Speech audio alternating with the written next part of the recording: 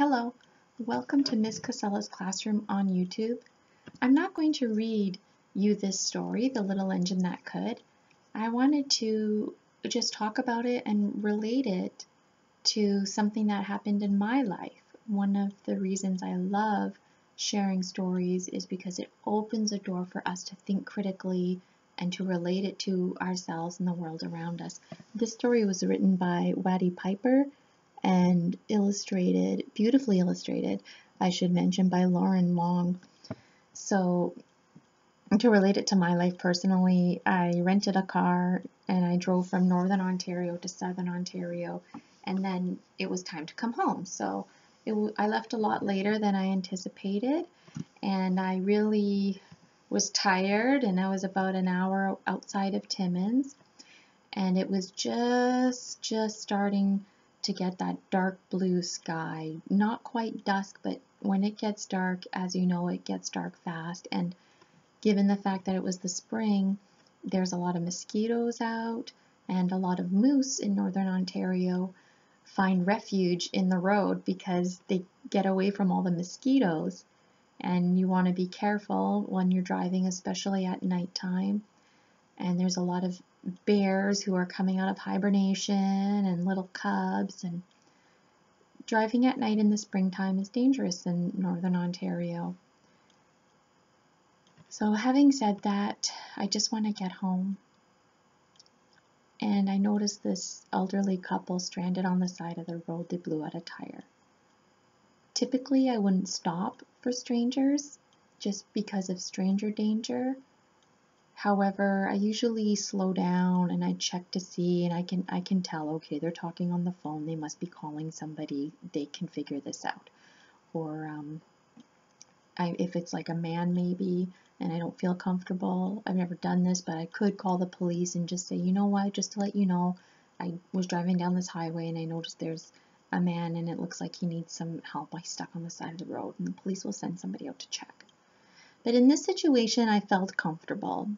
And I rolled down my window and, you know, hi, how are you? And I see you blew out your tire, and is there somebody I can call for you, or is there anyone coming? And they had a cell phone, but the battery was dead, and they had been on the side of the road for some time, and many cars had actually passed by them, and I could tell immediately that the woman had been crying. She probably felt very frustrated being there, and given everything I just said about it being spring, and you know, bears, mother bears, as you know, are very ferocious to protect their cubs, and mosquitoes at nighttime, stranger danger on the side of the road. It is getting dark outside. They had a big black lab with them, so long story short, I took them in my car and their dog, drove them back to Timmins. I was headed in that direction anyways, but I went out of my way. I let them use my cell phone, and I didn't care about minutes. Just use what you need, it's fine. My cell phone charger actually was able to plug into their cell phone, so they were able to charge their phone while we were driving and use my phone to help make arrangements to get their car. Once we arrived in Timmins, I drove them to a special spot where the husband was going to meet up with a tow truck, and I waited, which was of course a little bit longer than anticipated, just to make sure that he wasn't stranded all over again. So I waited till the tow truck person arrived, and then I took the wife back to her house, and that was it. And the wife and the husband were very thankful. The wife particularly was offering money, and I wouldn't accept it. She wanted to send me a care package, and I wouldn't accept that either. It surprised her that I wouldn't accept money or materialistic things in exchange for my good deed. And I laughed it off, and I told her, I said, you know, I'm a teacher, and I did my cohort in social emotional learning, random acts of kindness. I helped you and your husband because it came from the heart and because it was the right thing to do, not because of rewards. And I don't think anybody had ever spoken to her like that before. So it meant a lot to me, and I certainly felt good about the situation. Who knows how much longer they would have sat there on the side of the road. And their dog too was a very nice dog. And so anyways, I'm not going to read The Little Engine That Could. Just wanted to do a walkthrough. And if you haven't read it before, don't worry, because you'll get what it's about as I'm reading it. So it's of course doing things from the heart because it's the right thing to do, not for some reward. And also, no matter how small you are, the smallest person can make the biggest difference. This was another free resource provided with love from the Canucks for kids fun.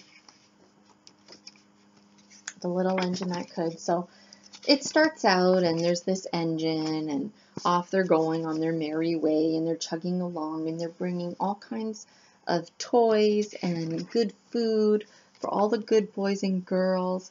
I particularly love how this book is illustrated, especially the elephant, the dolls, and the clown. They're all, their body language is quite empathetic, and their eyes, the giraffes included. They're very hopeful, very sad. Their body language is very much reflective of emotional intelligence.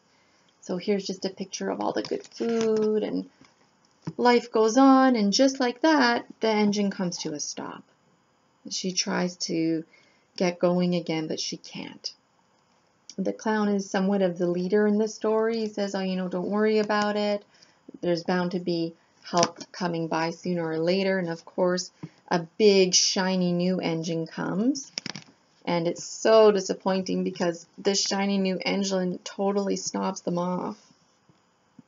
And she even brags. She says, I just finished pulling all this weight and I just finished coming up the hill. Like, clearly I'm capable and able of helping you, but I'm choosing not to. Why? Because I think I'm better than you.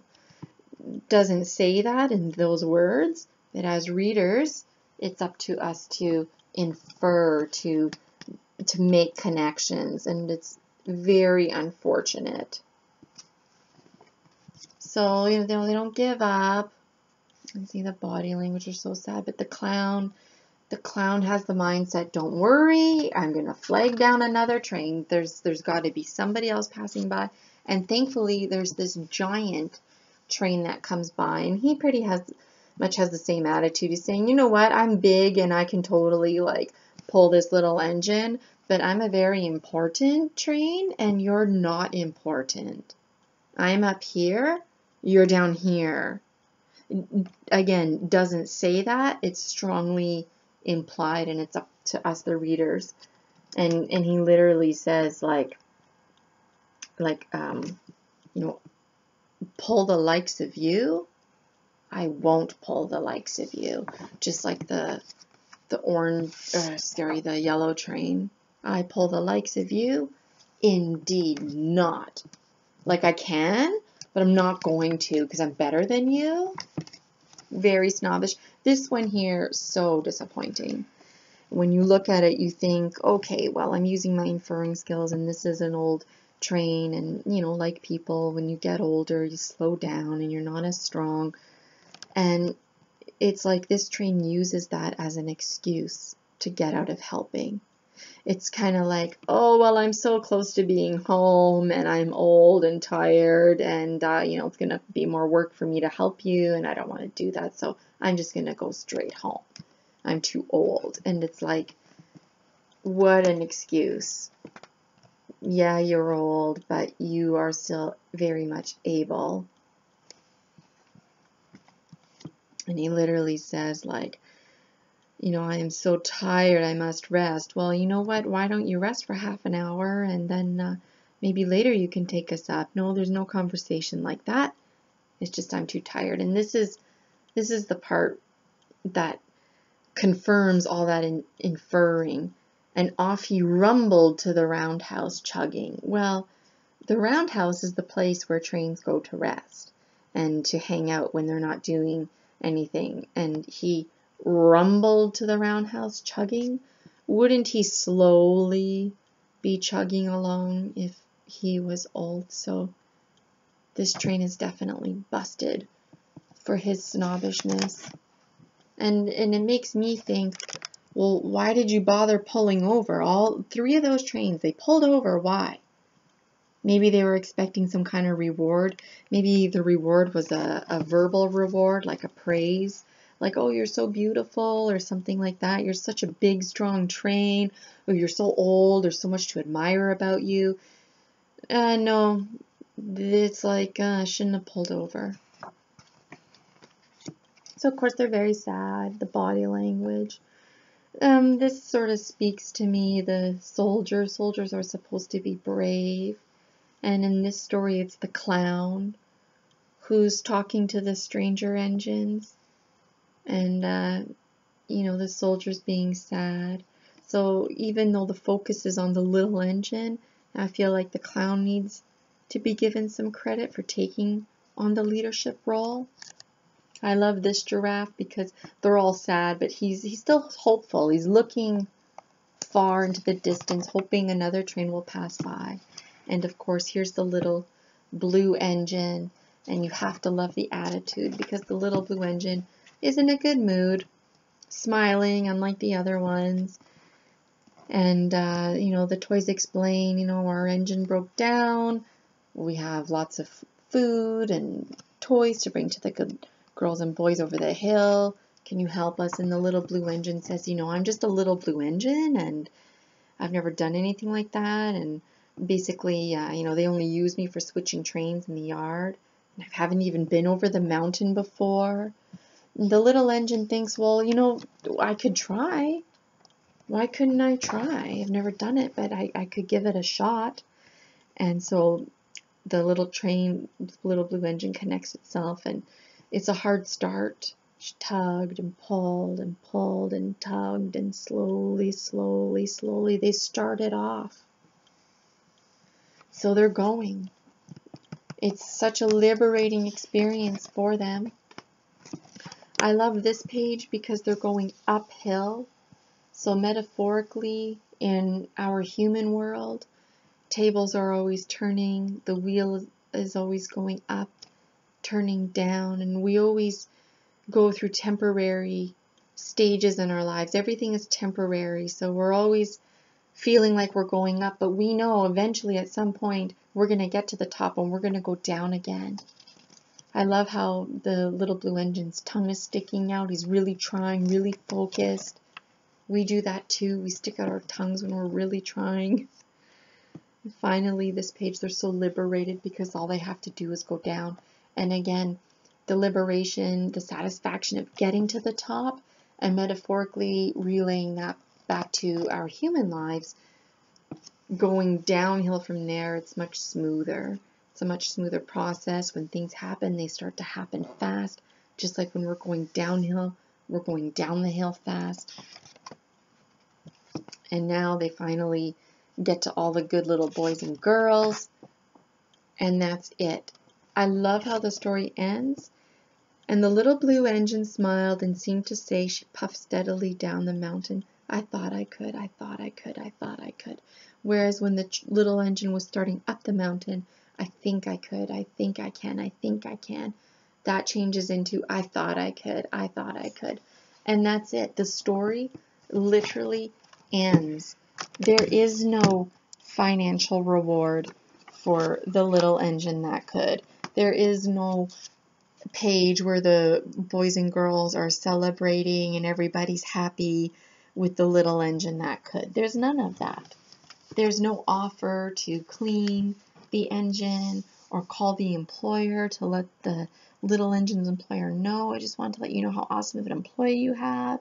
You know, who said it wasn't able, you know, just switching trains, but pulled our train. So just to let you know, and the little engine had never been over the mountain, and we want you to know that the little engine was able to go over the mountain, no problem.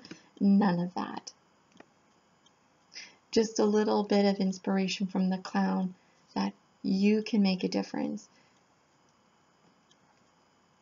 I hope you enjoyed The Little Engine That Could, and I'm wondering what kind of writing piece students in your class can write about, relating it to their lives, just like I related it to helping out a couple on the side of the road who had a blown out tire.